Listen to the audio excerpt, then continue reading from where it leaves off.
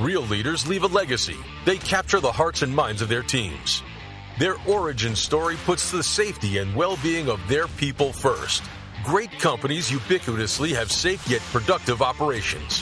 For those companies, safety is an investment, not a cost for the C-suite. It's a real topic of daily focus.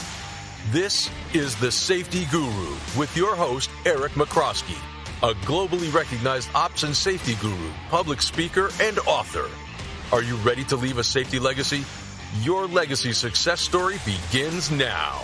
Hi, and welcome to The Safety Guru. Today, I'm very excited to have with me Brie DeLisi. Brie DeLisi is an associate partner in human performance and business transformation with years worth of experience around safety culture. She's done a lot of incredibly powerful work with a lot of different organizations to assess, understand their safety cultures, and drive meaningful impact across them. And I'm really excited today because we're going to talk about a really important topic, which is really around the critical role of senior leaders and how they could drive effective impact in terms of strong culture. So, Brie, welcome to the show. Hello. Thank you for having me. Excellent. So first, I'd love to hear a little bit about how you got started in this career and some of the goals and experiences that you really had that got you to where you are now. Yeah, absolutely. So it's kind of funny. When I originally picked this field, it was because I had a very strong desire of I wanted to help people, and I wanted it to be sort of scientifically based. And it was a little bit tricky figuring that out. You know, did I want to go in the direction of the medical field? Did I want to go into some of the sciences?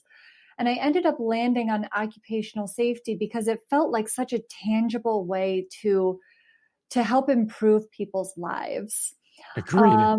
Yeah. And then it was kind of funny because as I progressed into I studied occupational safety and health initially, and then I went into the aerospace industry to actually practice occupational safety. And something that I found out pretty quickly was that I was not going to be able to make the impact that I wanted to from a health and safety perspective, because I kind of realized that just as a safety professional, I'm not the one that's really influencing employees on how to work safely. I realized pretty quickly that it was the leadership that influenced safety the most, and how I could go about influencing that. So that was kind of a turning point in my career for me. That's amazing. So tell me a little bit about that and what kind of triggered that thinking, because I completely agree. Leaders have such an important impact, how they show up, how they speak about safety, whether they're part of the conversation or they delegate that, has such a significant impact. But tell me a little bit about how you got to that realization. What was the aha for you? So the aha really came about when I was actually working with two facilities, and noticed that one of them, the one that I worked with, the most, unfortunately, had terrible safety performance. And I was looking at the other facilities sort of, an hour down the road from us that had much better safety performance. And I just couldn't understand, we all worked for the same company. Why? Right. And we had to follow the same requirements. Why was there such a difference? And it really started to dawn on me when I was actually getting my MBA at the time, and I was taking a course in leader habits. And I started looking at the leader habits between my facility general manager and the general manager. And for both facilities, this was the senior leadership. The general manager at the other facility as well, they had completely different leadership styles. So I decided to take it upon myself to do a little bit of a study between the two facilities. Yes. And tell me about that. What did you find when you started peeling the onion behind the two? So the process that I took was I had to be a little bit discreet about it, because obviously one of them was at my site, and it was the poorer performer when it comes to safety requirements. So I had to be a little bit discreet. But what I did was I looked at a number of items. I took a look at, I had the opportunity to see, my GM's schedule, how she worked throughout her day. And I was also quite close with a lot of folks that were on her leadership team. So they would give me insights as well. And what I did was I actually pulled artifacts from both locations. So I pulled, people offered up their performance evaluations for me to review. I had the opportunity to look at sort of the leadership practices on both sides. I also looked at some of the inspections, their audit performance, and then also, of course, their injury rates. And I did also have the pleasure of being able to interview the senior leader at the higher performing location. She was very gracious in allowing me to sit down and talk to her for 2 hours about what she implemented from a safety perspective, and how she emphasized it. And I had some really interesting findings as a result of this study. And so tell me more. I'd love to hear those findings. This is really exciting themes for somebody who's passionate about safety. Should be no surprise behind it, but the problem is often it doesn't get quantified. Right. Yeah, absolutely. So part of it was I had sort of my qualitative and my quantitative sides of this. So I'll start off with the qualitative side. So first off, I started looking at sort of leadership practices. And one thing that I found for our poorer safety performance facility, our GM there, she would arrive at 7 a.m. when the field shift started at 6 a.m. So she was coming in an hour after main operations had already started. Another thing that I noticed was that she only had staff meetings about once a week. And there was no expectation from those staff meetings that those discussions be carried out with the rest of the employees as well. So it was a very sort of isolated event. Interesting. She didn't go out into the facility that much. And also some feedback that I had gotten from employees was that people would be, breaking safety rules right in front of her, and she wouldn't say anything. She didn't say anything at all. So that was sort of the one thing that I found kind of from the leader habits side for her.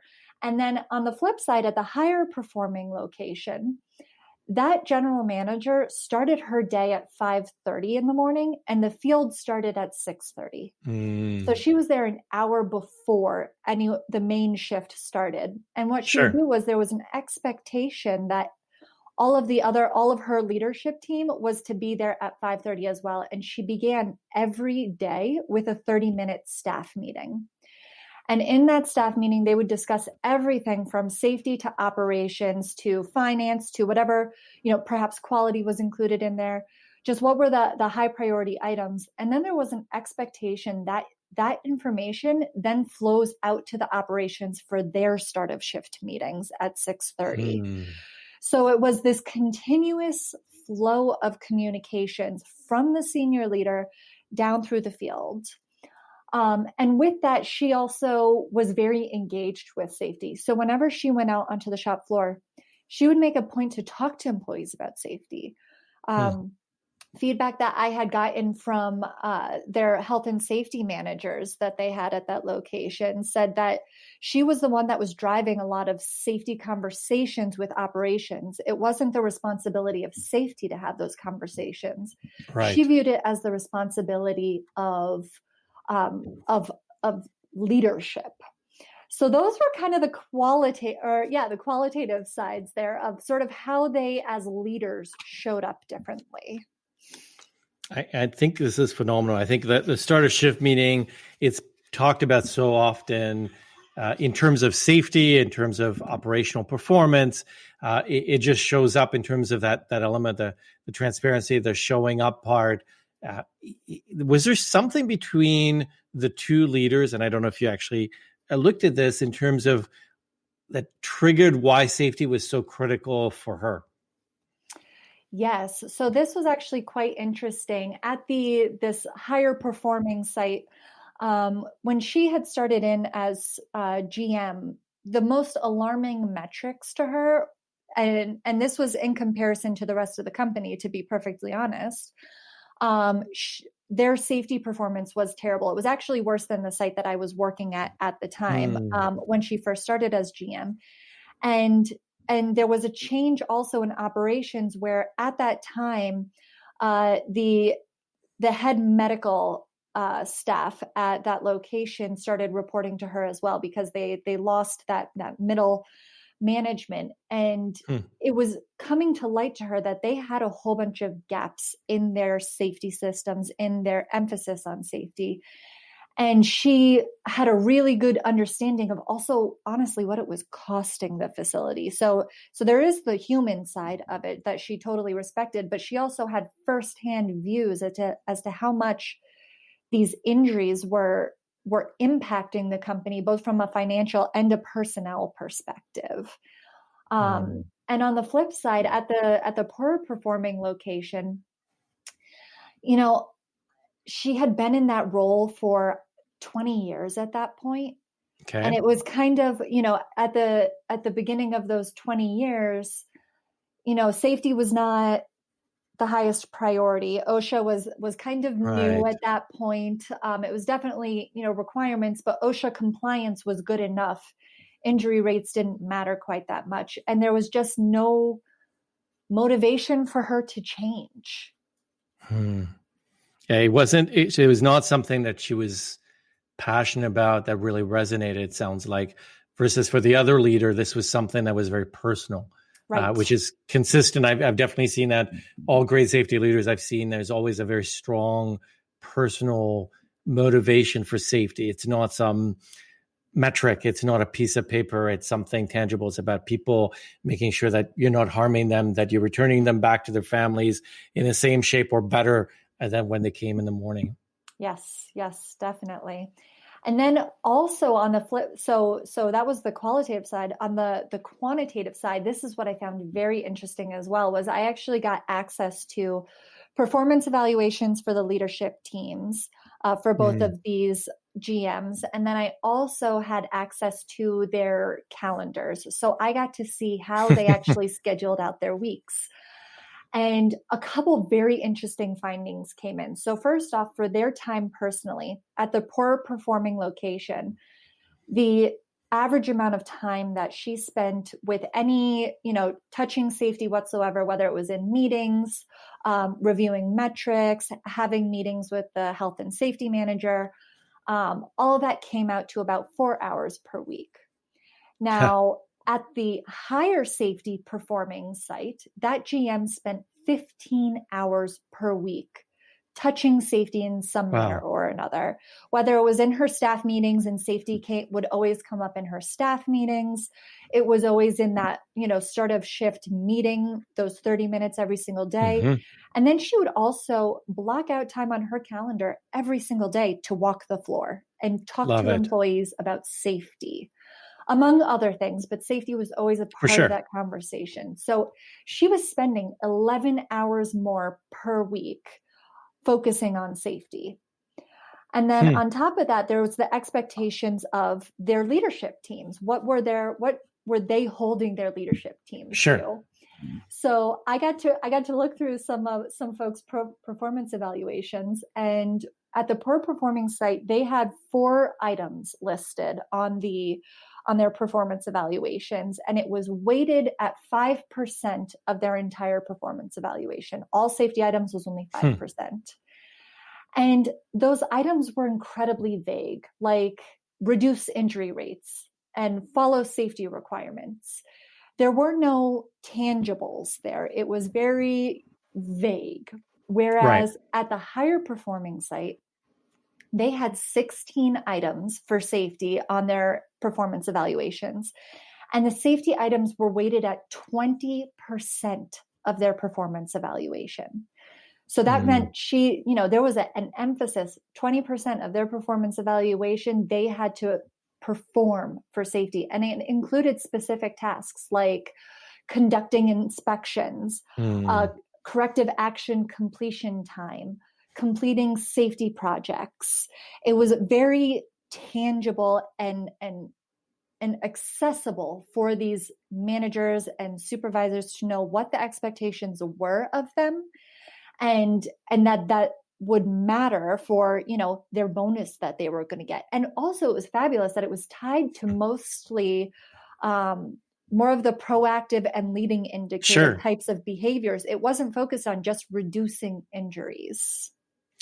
I love both of these data points. 4 times more, almost 4 times more time spent talking about safety, leading for safety. That's huge. I've for years I've been telling leaders, just build a pie chart and say whatever your number one priority is. If you keep saying it's safety, the safety actually represent the biggest chunk of time when you spend, or you're spending more time on financials, more time in meetings on other topics, because people will notice it. If you're spending 15 hours in a week, people will say, she's serious about safety. It's important to them, and therefore maybe it should be important to me. Same thing with your with the weights in terms of the importance. 5% is like, whether I do this or not, it's not that important. 20% is starting to get my attention. I need to do something, and you're guiding what that looks like. Love it. This is phenomenal stuff. Yeah, absolutely. And so looking at all of this data and looking at the differences, I'd also love to share what their actual injury rates.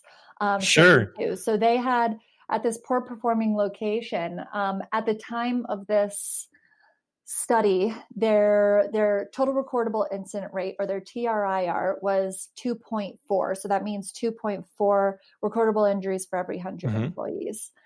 And over the course of the 2 years, so it was from 2012 to 2014, they experienced a 53% reduction in recordable injuries, which I will say is quite commendable. That is, that is a great drop. A lot of people would love that. Yes. At the higher performing location, they experienced an 86% drop in their total recordable incident rate. Wow. And that meant at the time that I had talked to them, they had a 0.5 TRIR, which was totally different circumstance. Yeah, completely different. And I will say, at the 2 years, at the beginning of those 2 years in 2012, who we call now our high performer, they were twice as bad as the location that I was working at, and they managed to turn everything around in a matter of 2 years, and it really, really was quite impressive. This is phenomenal, and I think you've really captured so many of the key variables in terms of how leaders need to show up. It's not rocket science to improve safety.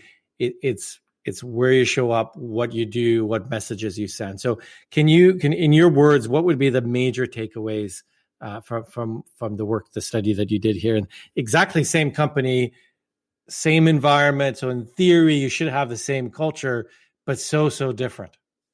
Right. Yes. And what I really got out of this was 2 major learnings. So the first one is that the emphasis that a leader puts on safety will directly correlate to a reduction in injuries. And it's very important about how that emphasis is placed. So if it's yelling at people saying reduce your injuries, that's going to get you very different results. But when you put an emphasis on let's be proactive, let's have conversations, let's make this a learning, that's going to directly influence your injury rates. So if you're an organization that's looking to lower your injury rates, take that proactive and almost excited approach to it. I don't quite know how to phrase that, but she was happy about it. She was passionate about it, and made it very clear to her employees that this was something she genuinely cared about for them. So that was my first learning. The second learning is that, both of them in theory had the same management systems, but the way that you use your management systems, those effective management system practices, are crucial. As a leader, you need to be specific about your expectations of your management team and your supervisors. What exactly is it that you want them to do? We don't want to just say reduce injury rates and follow safety requirements. We want to ask them, how are you going to show up as a leader and prove that safety is important to your teams?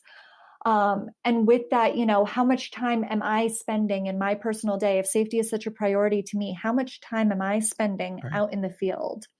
So we've got these fabulous management systems out there, but they are only as good as the effort that you put into them and the clarity that you put into them.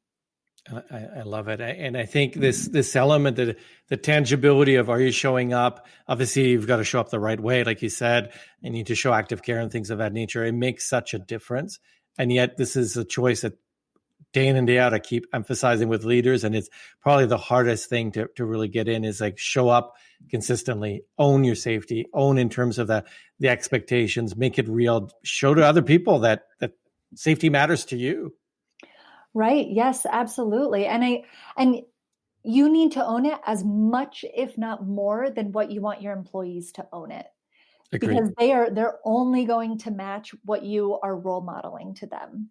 Leaders don't understand that sometimes the influence that they have. They are the number one influencer on how their organization performs. And that doesn't just include safety. That includes quality. That includes your operational performance, your finances. Everything falls under that.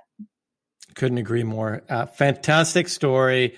Fantastic research data points. You've in a very succinct way, really shared the criticality of the role of the leader, and can only ask everybody to really start thinking and having that personal reflection. We're coming into the new year. It's time to New Year's resolution. This is a time to start thinking, am I showing up the right way? Am I spending the amount of time that I need to spend showing that safety matters day in and day out? Or is it something I'm fluffing off to somebody else? I'm only doing the bare minimum. This was almost 4 times more time spent on safety. And I'm willing to bet that her performance overall was probably even better, not just from a safety standpoint, but across all the other metrics. I would be willing. I don't have the data in front of me, but I am willing to bet that you are probably right on that. So Brie, thank you so much for sharing a story. I think it's a very, very powerful story. And thank you for all the good work that you're doing to help organizations improve their culture, help leaders realize how they can make a difference. You're fighting a good fight. Thank you. Well, thank you so much for having me. It was wonderful having this conversation.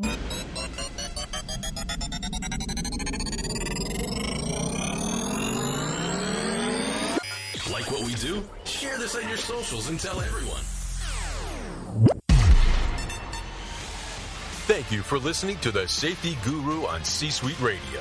Leave a legacy, distinguish yourself from the pack, grow your success, capture the hearts and minds of your teams, fuel your future. Come back in 2 weeks for the next episode, or listen to our sister show with the Ops Guru, Michrowski.